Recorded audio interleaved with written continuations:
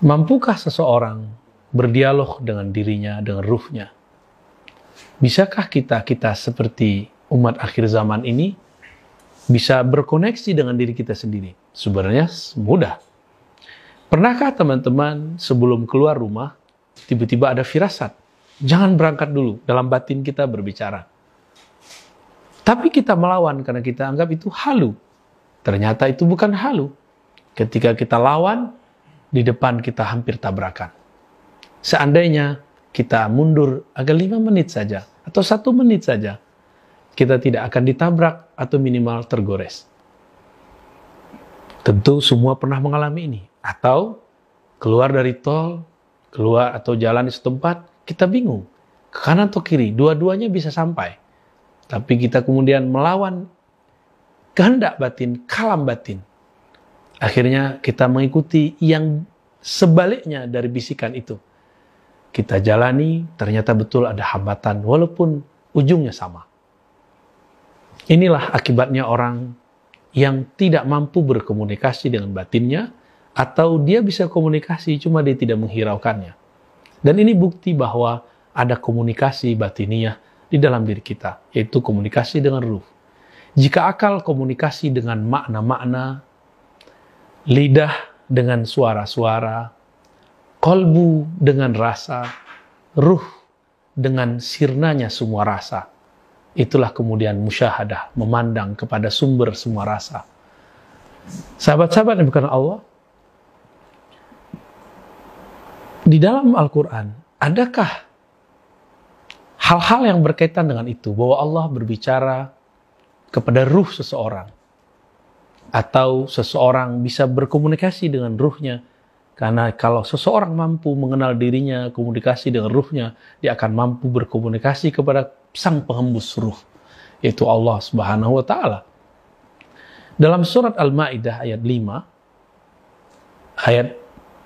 surah Al-Maidah surat 5 ayat 111, itu ada kisah mengenai Hawariyun. Siapa Hawariyun? Mereka bukan rasul, tapi mereka membersamai seorang rasul yang kita kenal dengan Nabi Isa alaihi salatu wassalam. Apa kata Allah? Wa iz auhaitu ilal hawariyin. Dan ingatlah ketika aku memberi wahyu kepada para hawariyun. Apa wahyunya? An aminu bi, agar mereka beriman kepadaku. Berimanlah kepadaku dan rasulku. Maka mereka kemudian menjawab, kami beriman kepada Engkau ya Allah, kami percaya kepada Rasulmu ya Allah. Ini adalah ayat yang menunjukkan bahwa orang-orang yang membersamai Nabiullah Isa itu juga mendapatkan wahyu dan mereka mengalami kesadaran wahyu. Betul, ada ahli tafsir mengatakan itu artinya ilham. Oke, itu tafsir. Coba lihat lafaznya, auhaitu, aku wahyukan. Maka wahyu tidak usah diterjemahkan aneh-aneh. Katakan saja itu wahyu, kita tidak usah mentawil. Ulama kita membagi, ada 2 wahyu. Ada wahyu tasyri'i, ada wahyu pensyariatan. Ini adalah dialog Nabi dengan ruhnya. Ruhnya menerima sinyal dari Allah sang peniup ruh. Untuk apa? Untuk membawa misi, membawa hukum, untuk merubah hukum, untuk memproduksi hukum syariat. Ini biasanya diturunkan melalui wasilah Sayyidina Jibril, pemimpin para malaikat di langit sana. Itu sebabnya wahyu tasyri'i tidak turun setiap saat. Bahkan ketika Nabi mengatakan kepada seorang perempuan, datang besok bakal turun berita dari langit. Tapi ternyata tidak turun-turun.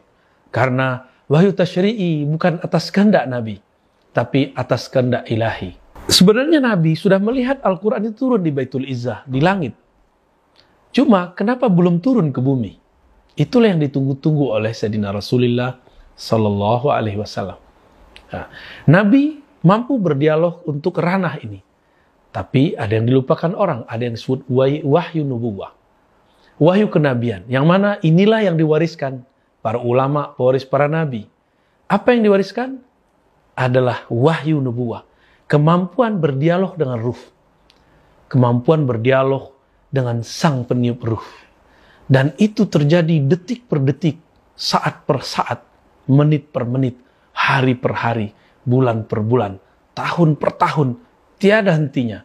Allah berkalam mengirimkan kalam-kalamnya kepada sang kekasihnya.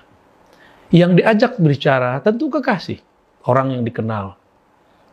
Mereka itu adalah orang-orang yang sudah menjadi ahlullah, keluarganya Allah.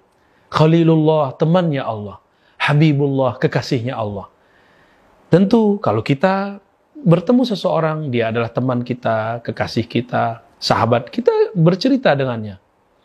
Jika teman fisik, kita berbicara ke fisiknya. Jika teman hati, kita berbicara kepada hatinya. Ini adalah teman ruh. Sumber ruh satu-satunya adalah Allah Subhanahu wa Ta'ala. Dan ini yang disebut wahyu nubuwah.